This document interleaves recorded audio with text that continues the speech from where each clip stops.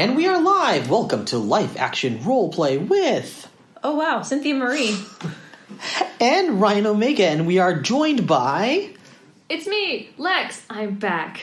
All right.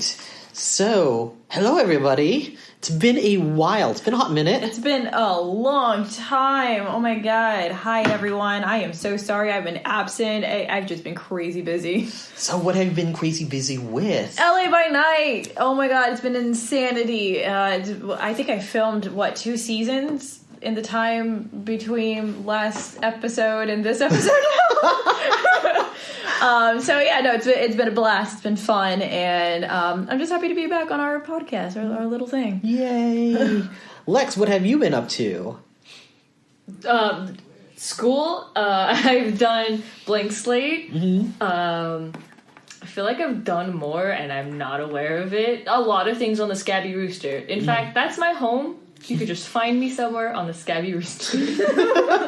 In fact, we are all actually going to be on an upcoming show, all three of us.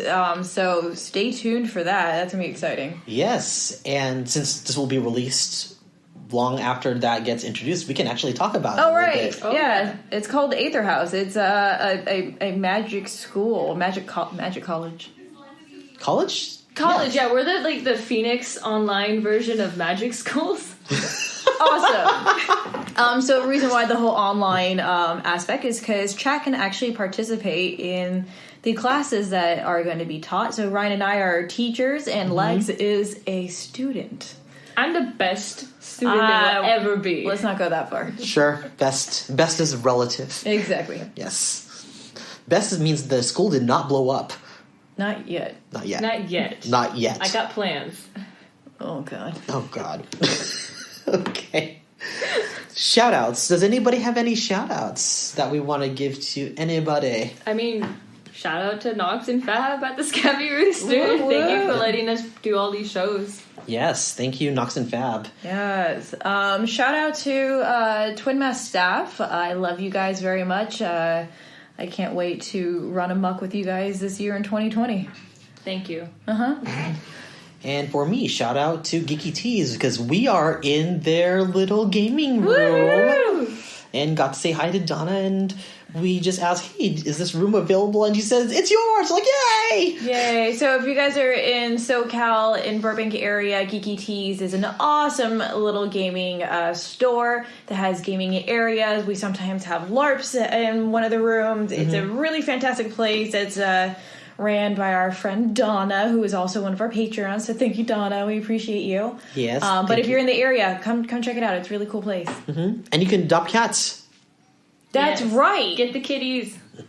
Get the fur babies. Get the fur babies. And speaking of our Patreon subscribers, thank you for supporting us, especially to the Eyes of Petra, the Eyes of the World. Thank you so much for helping and being involved with the with Blank Slate and just your general contribution and sticking with a 12-hour marathon of season 1. Oh my god.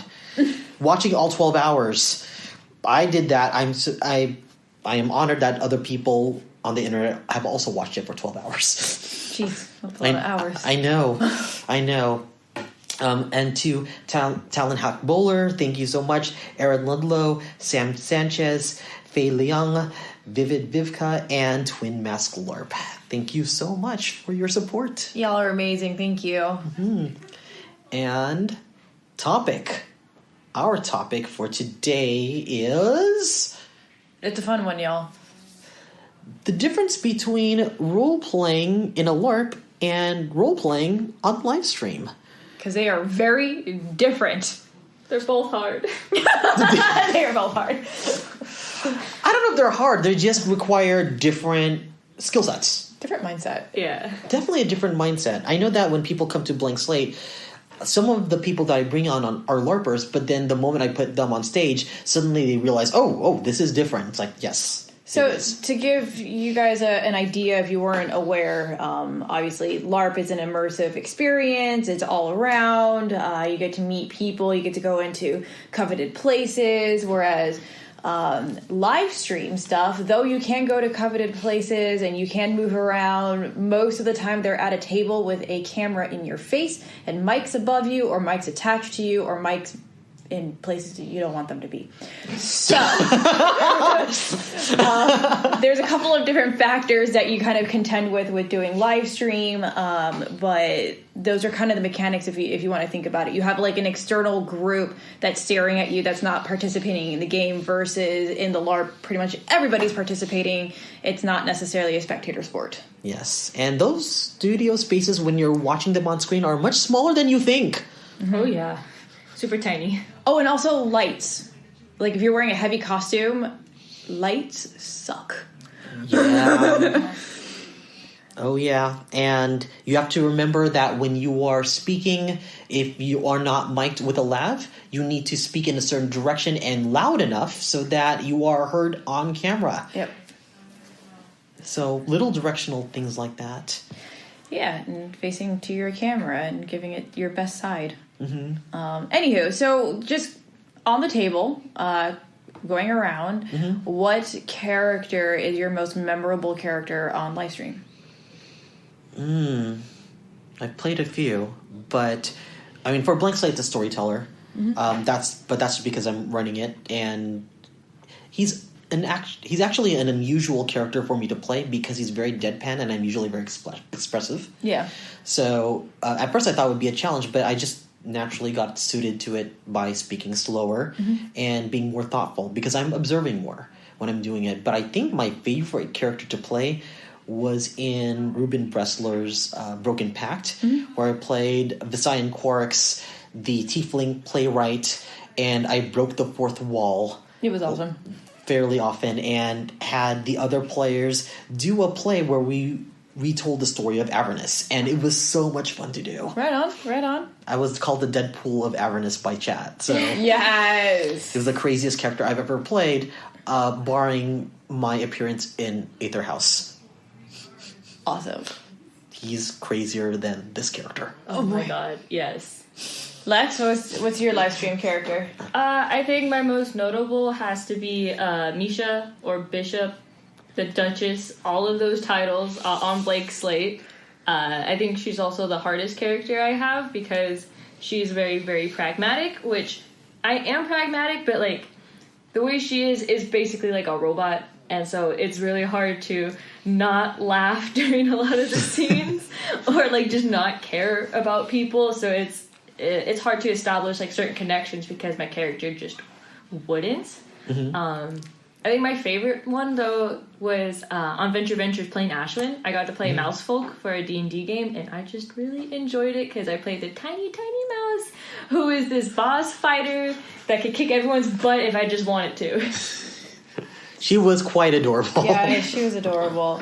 So I guess my obviously most notable character is Nellie G on World of Darkness is LA by Night, going on season 4. Woo!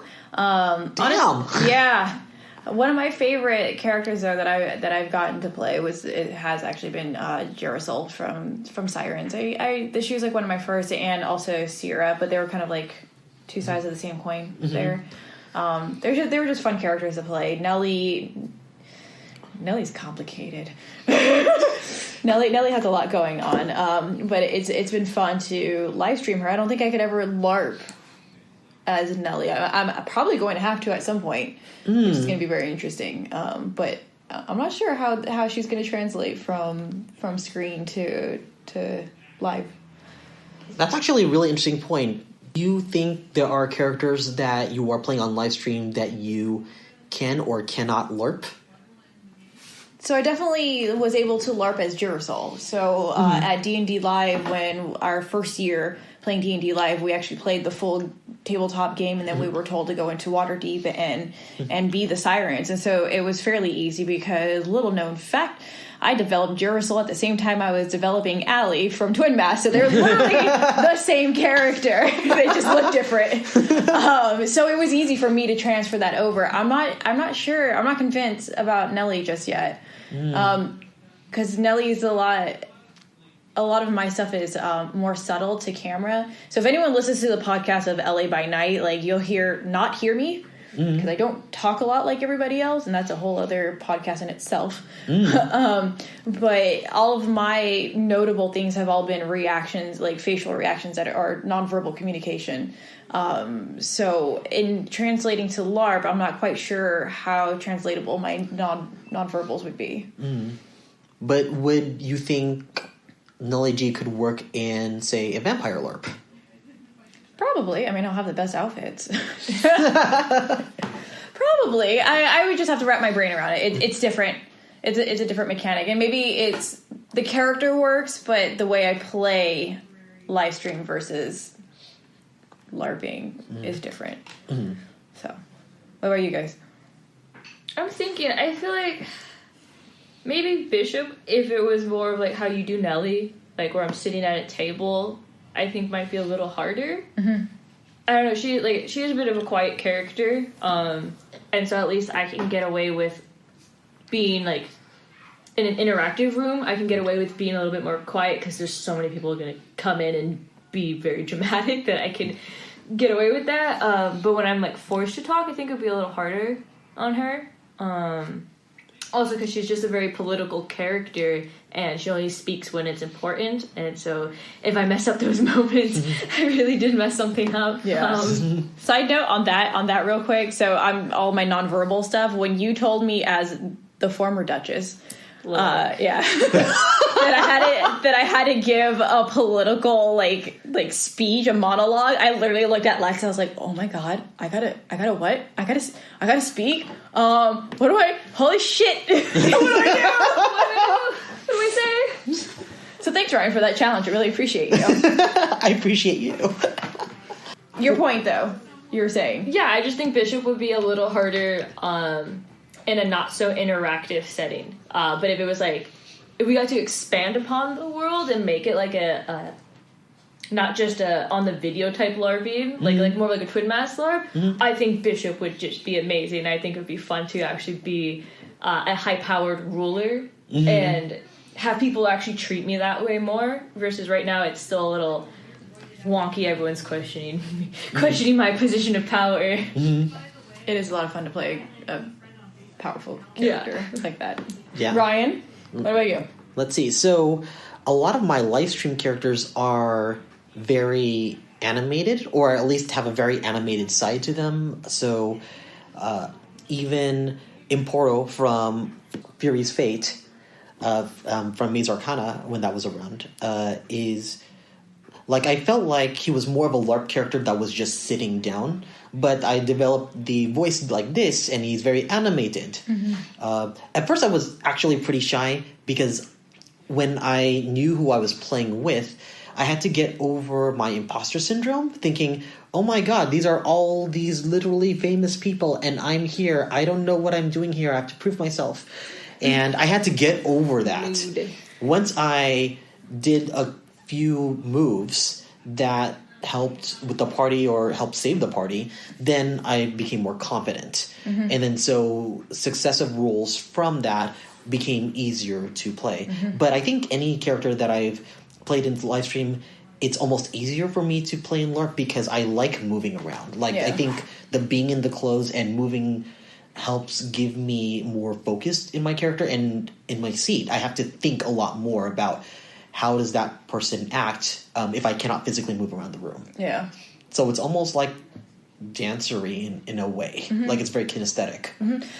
To that point, that's really interesting. For me, I think I have a harder time sitting at the tables because I can't be physical. Like, so I lose my so my confidence is, again, nonverbal, like movement and being able to do things and catch people's eyes without actually saying anything. So being forced to sit at a table, I literally lose all my confidence, and I'm like, okay, so who's the witty one at the table? Not me. So if anybody had ever asked, and actually this question came up a lot on like the YouTube videos for LA by Night, like, oh my god, why does Nelly like not talk at all? She's so like blah. It's literally because I'm trying to figure out what the fuck to say. Like, I'm really timid and afraid to like to say stuff. So I am much better at like one-on-one interactions at a LARP rather than like, let's sit at a table and see who can be more witty than one another. Yeah. Do you think that's because of the type of characters you tend to play? Like, if you had a more outgoing character, do you think you'll be able to have more confidence? No. No? No. Oh, okay. I'm pure physical all the time. So even if I were to play a more political character, like when I play Lola, like she's not that physical. She's way more political, and I still get nervous at shit. Sorry, I'm cursing all over the place. I still get nervous to do that kind of stuff. Okay. Yeah. Because I think about it, like, some of my characters, like, if I were to play, like, Kush on a live stream, which I've done that, or if I were to bring, like, my very first character, Go-Go, I think I would have a lot easier time because their mindset is very, like, out there. So I could be animated and still be in the seat. And so I feel like the characters would do even better on an actual live stream because you're just like laughing at what the hell this person's doing over here. Like, they're not sitting in their chair the right way. Like, what's going on with this person? Whereas like Bishop, to me, if she, like I said, if she was in a chair, it would be very hard to make her fun. Oh, can you tell our audience like who these characters are? You mentioned Lola, Klish, and Go-Go. Oh, so Lola is my very not my very first. Actually, yeah, I can say it like that. My very first long-term vampire from One World by Night, and she, in the height of my game before I ended up leaving, became Seneschal of Los Angeles. And Go-Go is my very first LARP character. I have literally to thank Cynthia and Ryan for that. And from also LA, One World by Night. That. And in her height of her career, was told that she looked like a small Mexican boy. I got arrested, and then I had to flee the city. Yay. Oh, and I was acting sheriff that night, and I got in a buttload of trouble. It was like she was set up or something. Who knows? And then Klish is my Twin Mask character. He is a swamp demon character who is super gross, walks with a hunch, the crazy, senile old man archetype. But if you get on his wrong side, which most people are, he can beat the living daylights out of anyone. Eek. So, question here for the table. You mentioned a little bit about like when you're sitting at a table, like you're partly quiet because you're trying to think of things to say, but also it's because other people are performing a little bit. Like, how much performing do you think there is when we're doing a live stream as opposed to doing a LARP? Like, knowing that there's a camera and an audience on. Yeah, there's a lot. I think it's different there. I think it depends on the table. I'm gonna say a table for live stream. I know you guys do LARP for live stream as well, but yeah, I understand. Yeah, I'm more versed with the table. So at the table, it really depends on the cast that you're working with, right? So, for example, with Arcana High on Maze Arcana, like, that was zero acting because the chemistry, we were all best friends. So, like, yeah, it was just us reeling off of one another and just being silly and crazy. Different, in contrast with LA by Night, we were not all good friends to begin with. We didn't start the game together. Like, we literally, our first, I think we had session 0 ish, and then literally right into episode 1. So, though we knew each other from different avenues of life in LA, we weren't actually a codified gaming group. So the dynamic changed. So, to your point, or to your question, we had to act more. We had to act like we were, like, BFFs, like, for years or decades, being a freaking vampire, you know? But, like, we got to rely on some of the relationships that we had. Like, B-Dave and I go way back. So it was easy for us to become, like, Undad and Mom Tisha because we had that connection already versus, Like, me and Erica and I did LOJ together, and so did Alex, but, like, we were very separate, so we still had to work on how do we relate to one another in a game. So I think it really depends on how you know your cast and what relationships and what you feel comfortable with outside of the game. Makes a lot of sense. Yeah, I'm trying to think, sorry. That's okay. I get that. I think also for me, any character that is just automatically more outgoing, I think translates a lot better on camera. Versus, and everyone can tell you this, it's very hard to play the quiet or shady, angsty character, because even though we all think that's super cool and we love playing that in D&D, it just doesn't translate that well on camera, period. Especially when we have such a small time to establish our character, who we are, and what our motives and goals are. It just doesn't work as well. So the people that the audience relate to more are the outgoing, crazy, over-the-top type of characters. So it's just something more of like, if you are going to be a quiet character, then you just have to deal with that, accept it, and find your moments. But yeah, I definitely think outgoing characters translate way better. And then vice versa in LARP, you could totally be that shady, angsty character in the corner. I know that for Anisadora, Bruce Monnick's game at Maze, my character, Deluxo, was not very outgoing, but he was just super distinctive because he had a very strange posture. He had a very usual way of speaking like this. So that's how he would talk. So instead of being very outgoing, and he didn't talk a lot, but when he did talk, he seemed memorable because of just the voice and the way I position myself. So there have been times when I have been shy on camera, but the way I kind of got around that was making sure that I upped my character by a different posture, a different voice. Usually dressing up will ensure that I will be comfortable even though I'm not speaking a lot, because there is that pressure that if you are sitting there, you need to contribute to the story somehow, and the longer you don't talk, it feels like you start to doubt yourself a little bit. It's like, do I belong here? Yep. And so it's also important for whoever the game master is to make sure that the story is evenly spread out. And once I realized that it becomes the storyteller's or the game master's responsibility to make sure that everyone's story is told, because not everyone's going to have equal amounts of time where they're talking, then once I accepted that, then I was able to let that fear go and just make sure that whenever I did talk, it was important, it was memorable. And sometimes people might say, well, that person's quiet. But if you do it right, the person's quiet. But when that person has shit to say, they're going to listen and they're going to remember. And it's going to be weightier. Yeah. I would also say, though, that something that is similar between Livestream and LARP is the fact that when you do have a quiet character, get that person involved.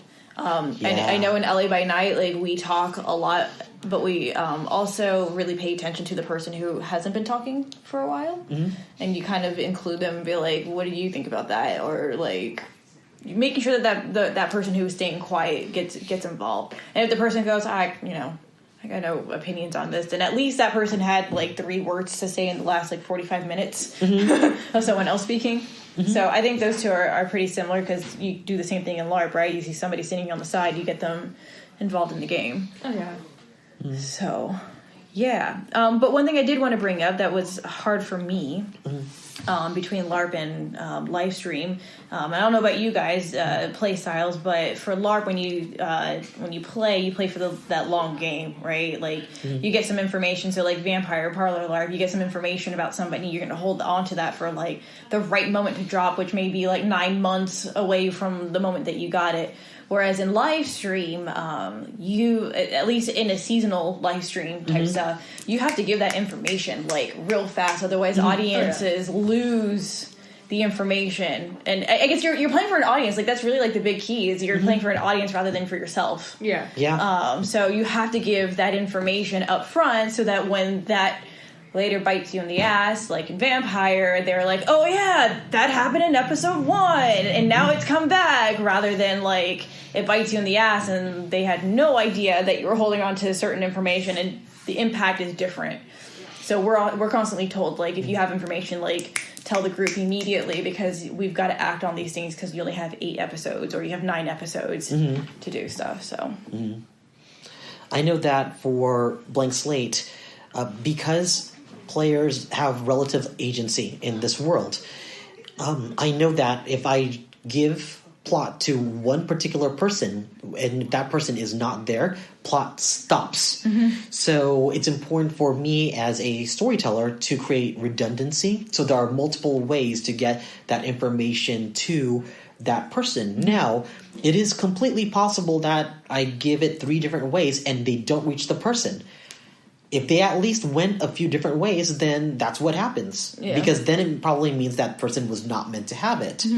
But also, what's nice about a game like Blank Slate is that while I'm narrating or storytelling up at the front of camera, there are players making decisions behind the screen so that when they come out, they talk about these things efficiently, which is the nice thing about not being on camera the entire time. You can actually take a break, collect your thoughts, think, how do we do this by the time we come up on camera? So that's actually one of the nice things that people have told me about.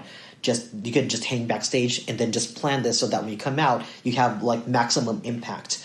But when you're on live stream, you have 2 other challenges. One is that you don't get the opportunity to consult with someone in the middle of these actions. And the longer you want to veer off of that, you are now delaying the action. And sometimes that can get a little tedious if you spend 2 or 3 minutes just discussing the plan instead of actually doing it.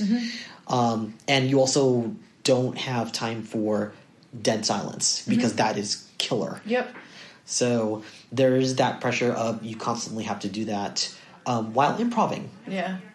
Well, we had a plan. So, like, for saving Jasper, we actually planned for quite a long time on LA by Night. I think we had like at least 2 different get-togethers about how we were going to save Alex Ward's character Jasper, and we had a pretty solid plan. And we walked in there and like gone. Like, we were like, I think we accomplished about 80% of the plan. And there were some good things that were set up that worked, but like sometimes your best laid plans don't hatch very well. I mean, I'm trying to think. I think of like the Blank Slate, the big finale for season 3. Season 3. We were in the back planning so hard. I don't think half of it went through. Unfortunately, and I had my book. Like, I wasn't sure if my character became me or if I became the character, because I was seriously just sitting there like, all right, I'm the ringleader of this. I must take all the notes. The only thing that I think that came up that I was right about, and I got an "I told you so" moment, was backstage.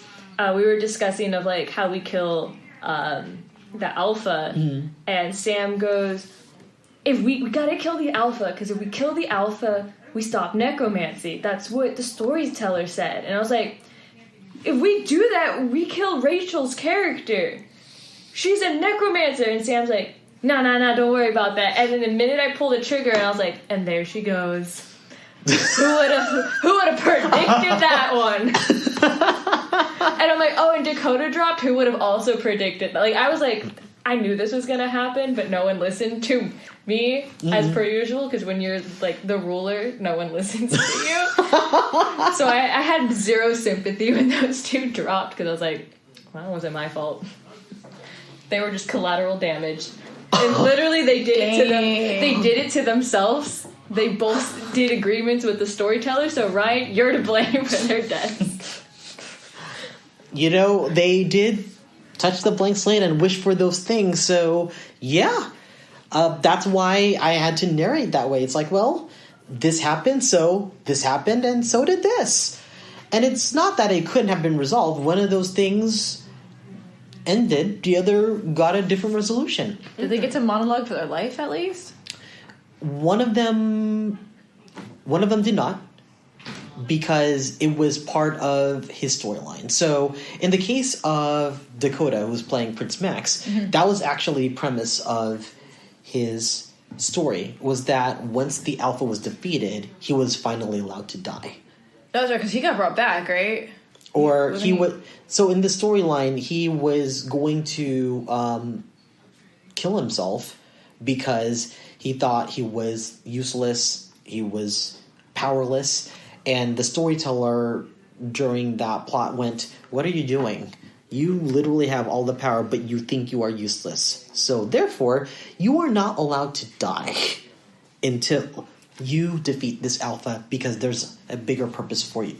So he wasn't allowed to die until the Alpha was defeated. Alpha was defeated, so he died. Good job. Look, I'm not saying that I'm proud, but I'm 100% proud of having the highest kill count in the game. Wow. And pretty much I think everyone I killed deserved it. No, yeah, everyone I killed deserved it. So Ask her what Klish's kill count is. What's Klish's kill count? we're talking about players. Yes. Players. Like PCs. 3. Klish has been around for a year. He's only killed 3. That's still a lot. I feel like I need backstory for this. Yes. Go on. So the first one was, if you guys know Daniel Hargis, a.k.a. Prexiel, a.k.a. Sacrifice Boy, during the Nadine fight, we were like, the Dreer found out, we thought we got information. That's how everything works. You think you have something. And we're like, shit, we need a sacrifice. The thing told us we need this sacrifice. And they would specifically ask, I need a celestial sacrifice. I turn around and I run into Prexiel. I was like, hey, so do you want to save the Nadine, or save this town and stop the Nadine stuff? And he's like, I'm there. So that's your imitation of Daniel Hargis. I'm there. Yes. His Mr. Brooding, like, I'll do anything to save the town because that's what I'm good at. And we had to awkwardly eat him for 9 minutes on the stage, and people saw it and did not stop us. So that was sacrifice numero uno. Sacrifice 2, I did a Dreer wedding, and I was the priest that did it, and I sanctioned it, and we sacrificed another willing player who was a Dreer. They were from the same tribe. We slit her throat. We ate her. The heiress was there. The princess. Her name is Eris. Eris was there. I got corrected a bunch of times by Mr. Bassett, so there you go. I mean, you're still the heiress. I don't know any other heiresses around.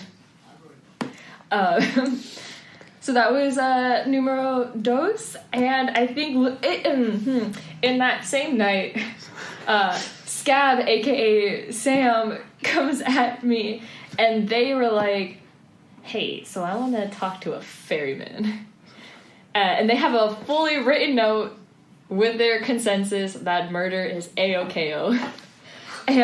But they were like, do you have any last wishes? And he's like, you know what, yeah, I want to do it in front of Kaylin, who's our friend Kyle. And so we drag Kyle out of whatever he was doing, and then they're talking, and I weekended Bernie Scabs. I hold him up, and I secretly just drained his life and have him drop in my arms, and then I walked around for a little bit waving his arms, and then waited for him to die. Like, he was dead, I didn't give him a death blow. I was just like, we're gonna do here. And then he went to the ferryman, and they all came back. Everyone's alive again. But that is my kill count, is 3. Wow. But once again, I'm prefacing all willingly. I have not outright just murdered someone. All consent kills. There you go. Oh, here's a question, kind of taking your question in the reverse. Is there a LARP character that you think you can or would have difficulty putting on Livestream?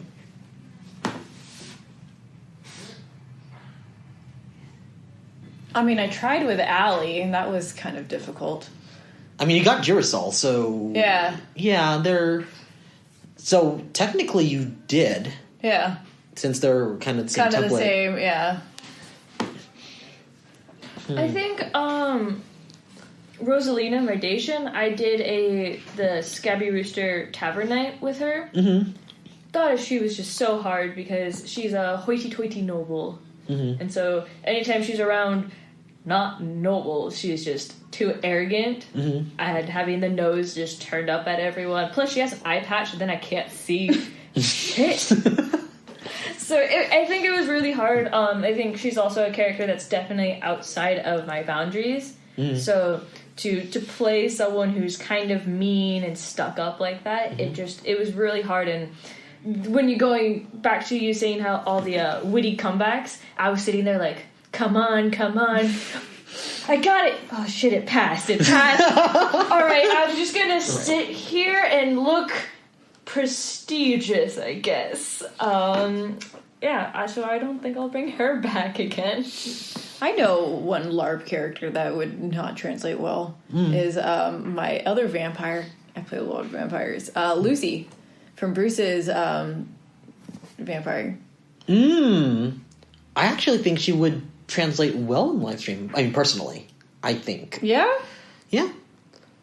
She's a really... so she was a Lasombra elder.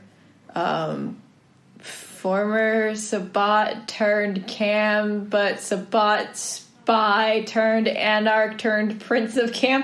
There was a lot that happened to this character. Okay, now that you said that, I realize what the challenge would be. Because if you're in a group of just 4 players, that's the several allegiances and, like, trying to navigate all of that is kind of hard to just do it through story. And I don't think the character itself would be hard to play, but the having to represent that in a show would be difficult. Yeah. She was a fun one.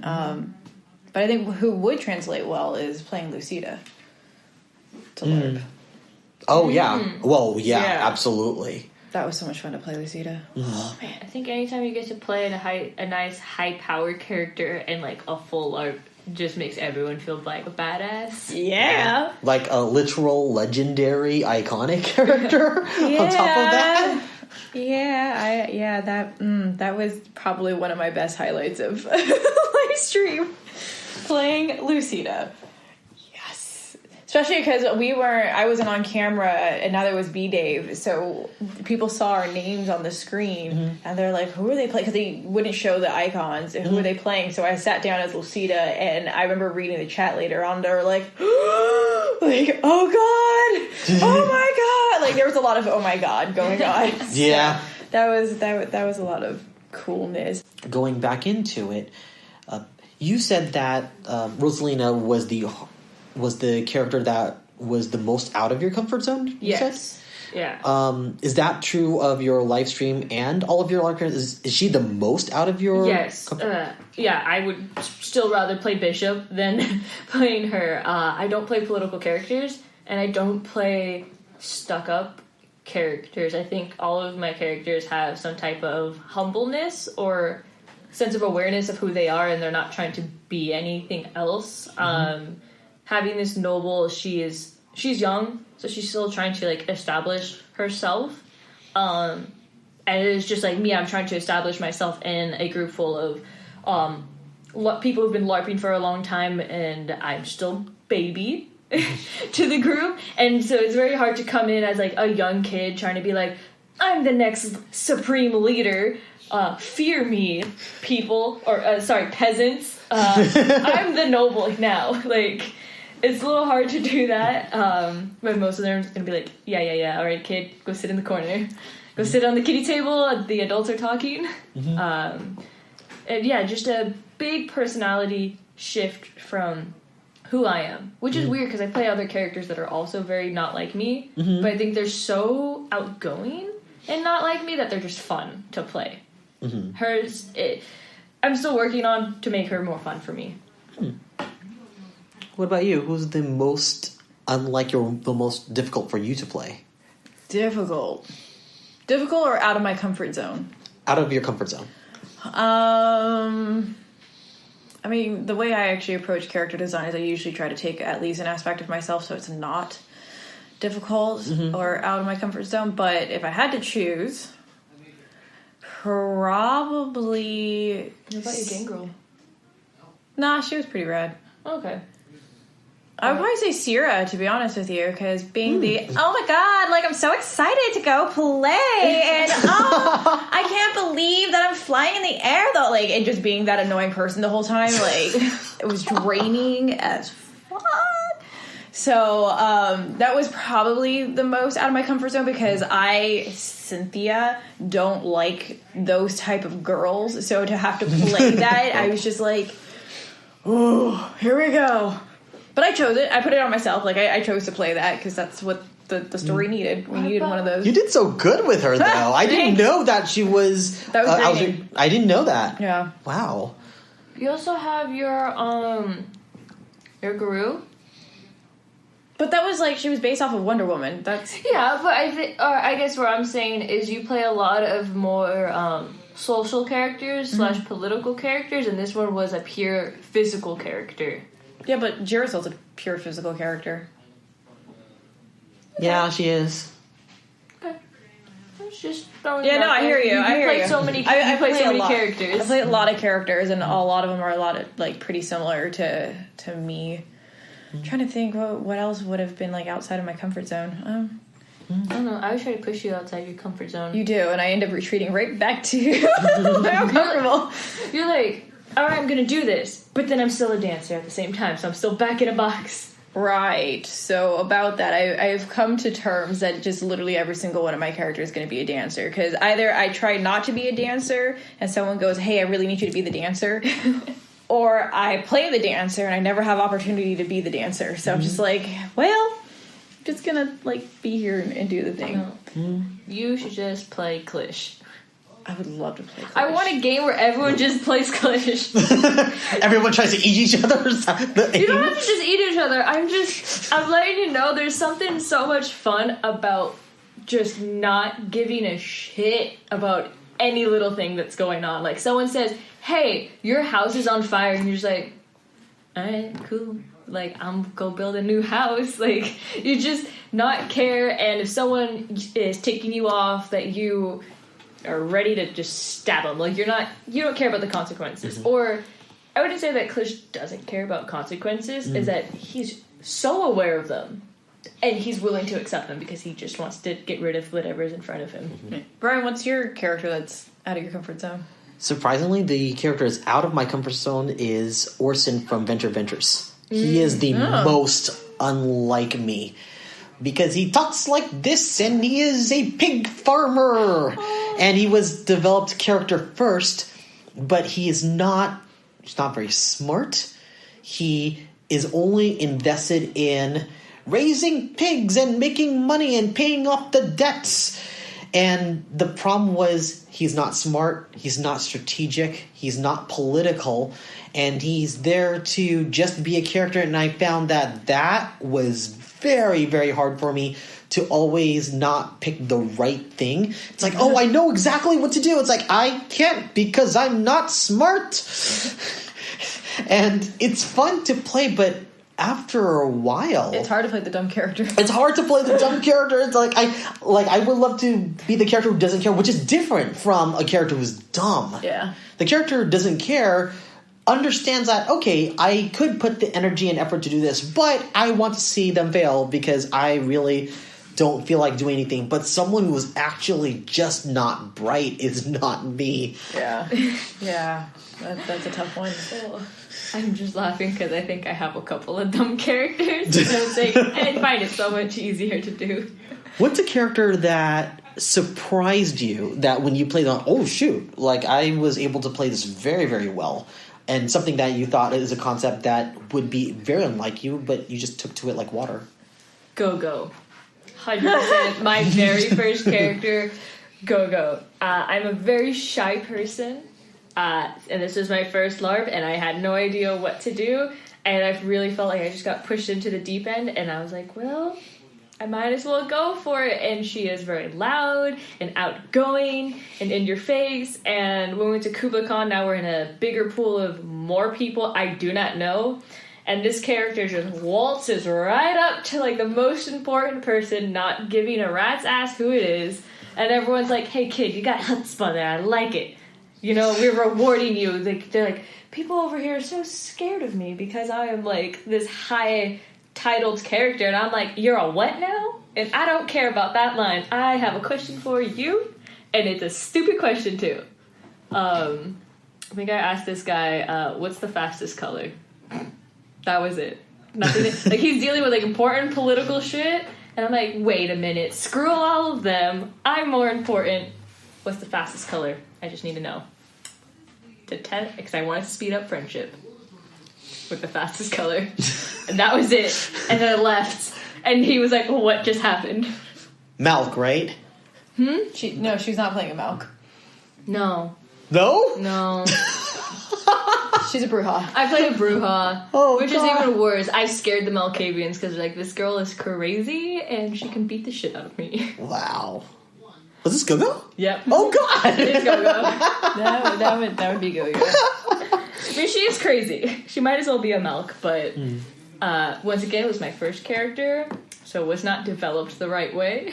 So now I just have a crazy-ass Bruja. A tiny girl could pretty much kill anyone.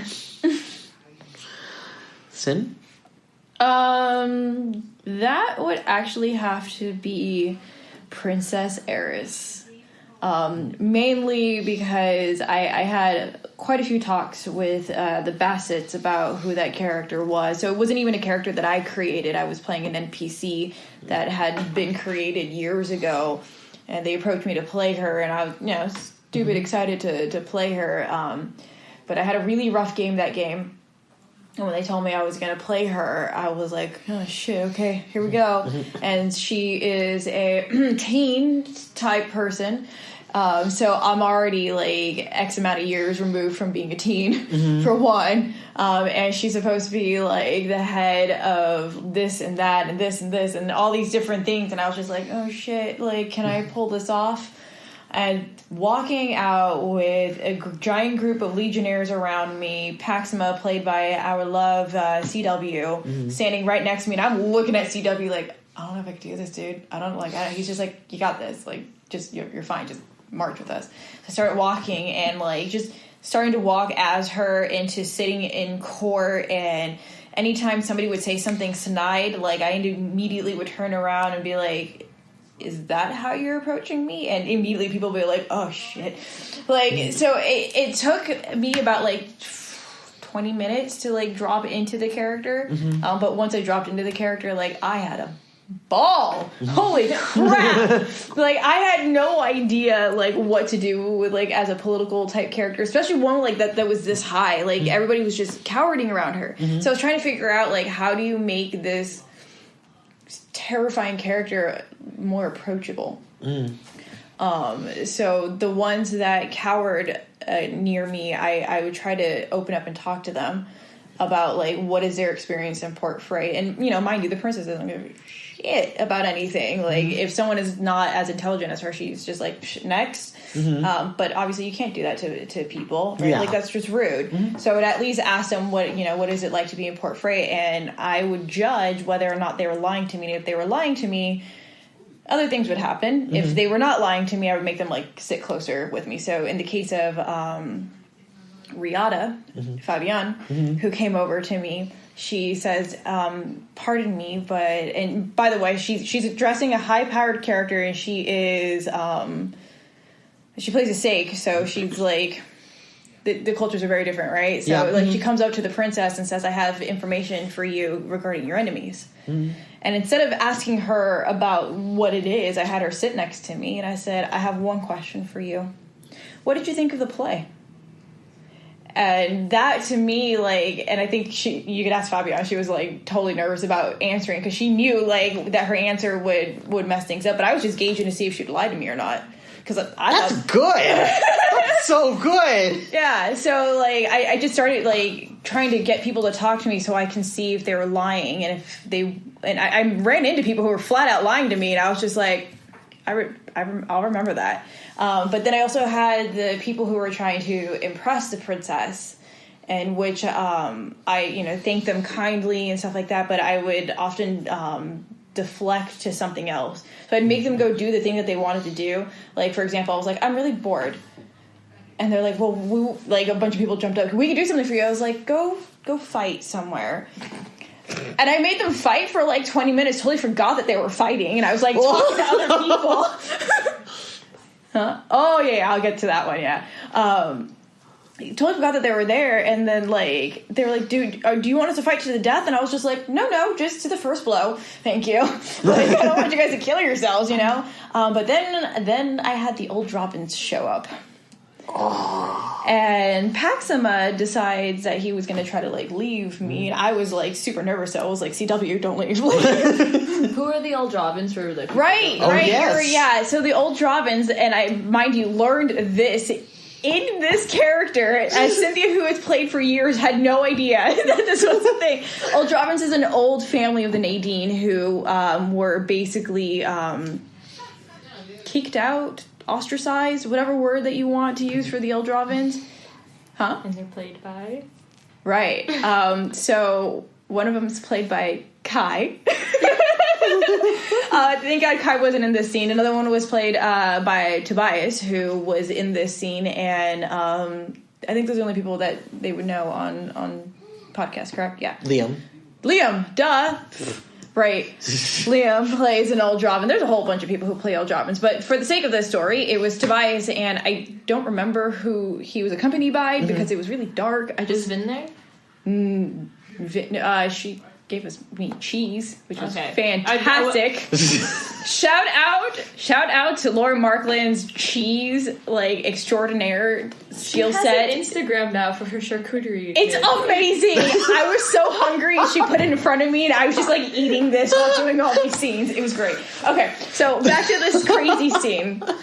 The Eldrovins show up, and the Nadine players stop them from coming in because the princess was sitting there. So Paxima goes, "Excuse me, if you don't mind, I would need to take care of something." Mm-hmm. And I said, "No, I don't mind at all. But why are you excusing yourself? I would like some entertainment. Please invite them to join us." And he go I could see CW's face well, okay. So he brings them over. And, they have the tit for tat thing. And again, I'm learning stuff in character that I did not know. Mm-hmm. And so CW did a good job with putting telling me the details, and I won't put it out there because I don't want everybody to know all the things. Yes. Foig. Yes. Foigy. Mm-hmm. But at the last moment, they go to turn around to leave, and Paxima goes, "The princess did not excuse you." And they turn around and go, "Our apologies." And I said, "Oh, no problem." They stood there.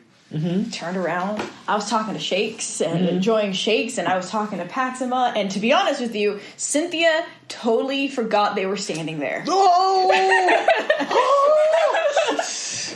Wow! For 20 minutes. Wow! Cynthia forgot they were standing in the dark. So it was already nighttime. Okay, fair. So there was barely any light, and they were standing across from me. Mm-hmm. So and I'm entertaining, and there's a lot of different people, but Cynthia, the player, forgot they were standing there, and all of a sudden I look up and they're still there, and I was like, "Oh, you're still here.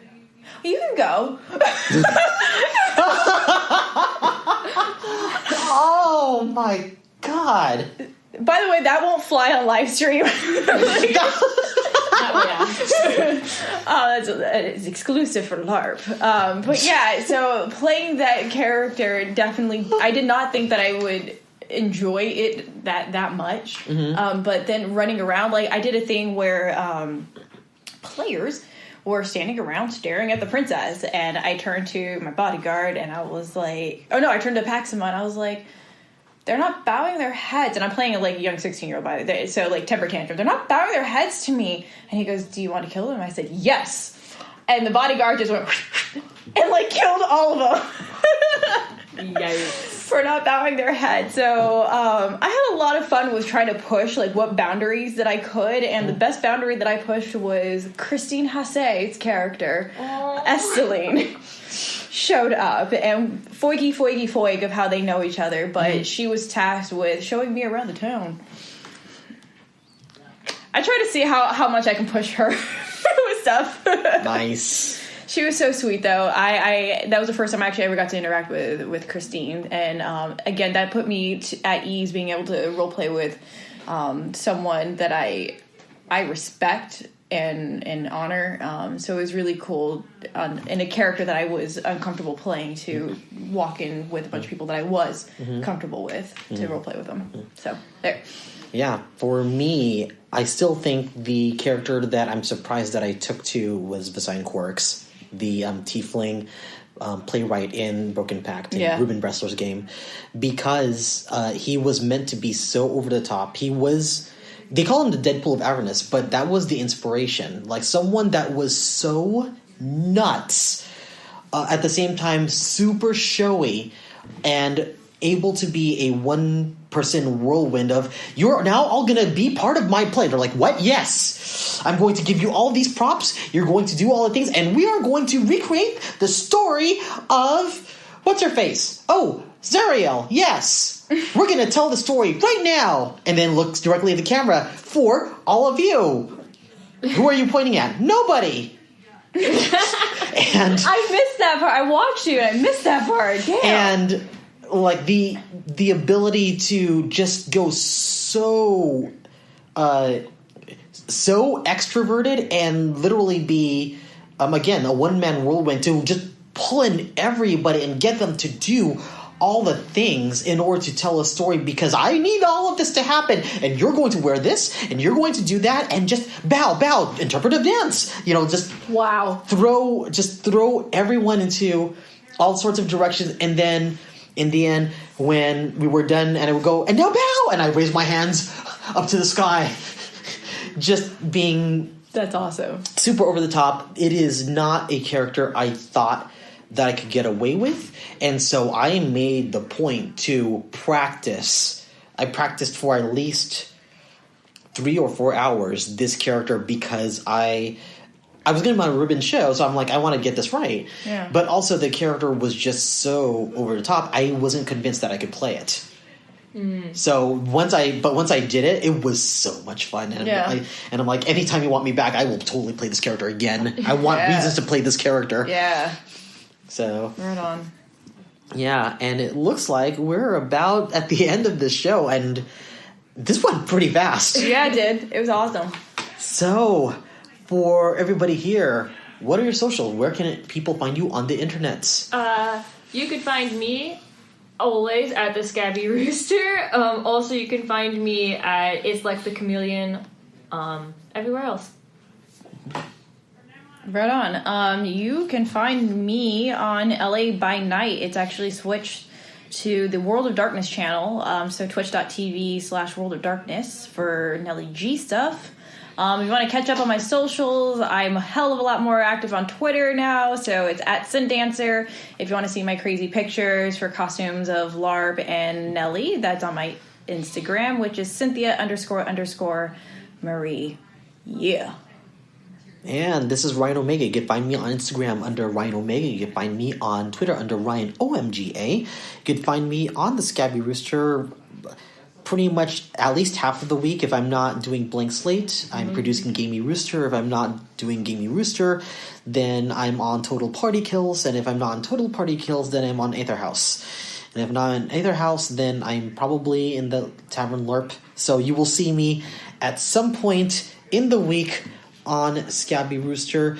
You can also catch me on the Fine Brothers Entertainment as an adult reactor on the React channel, reacting to various things. I reacted to the 10 reality shows that you can't believe it existed.